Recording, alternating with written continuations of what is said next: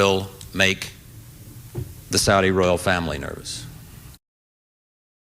Christian fundamentalist preachers have made and say that this is a war against Islam. It is not a war against Islam. Islam is not the problem. True, there are no democracies in the 22 Arab states, but the 18 predominantly Muslim non-Arab states, over half of those are democracies. And some of them are some of the poorest countries in the world: Bangladesh, Mali, Senegal. The problem is not Islam. The problem is tyranny.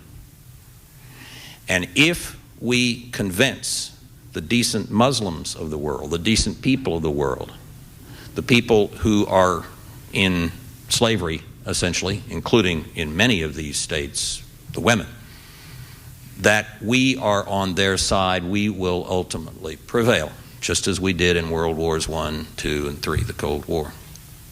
As we do this, let me close with this, we will make people nervous.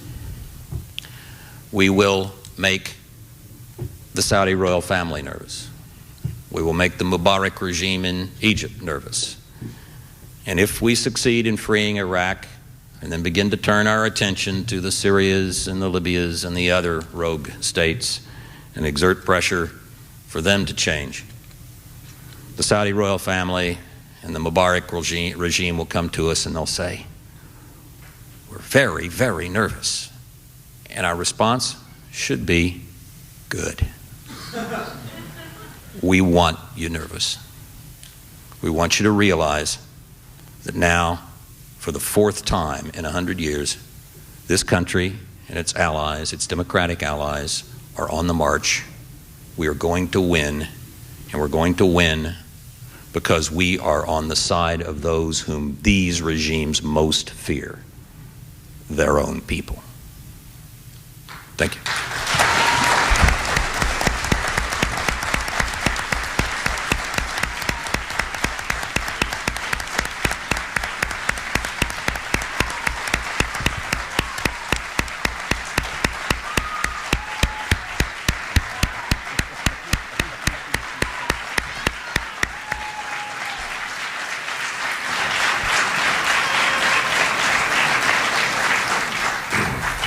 Give him tenure if you like him so much.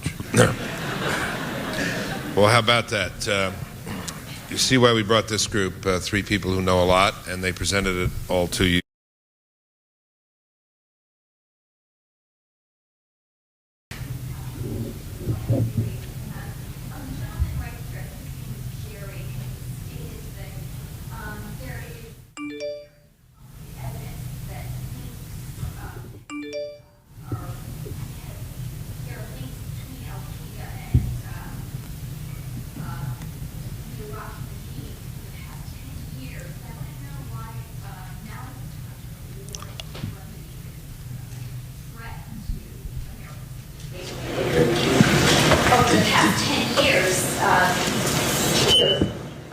Okay, thank you.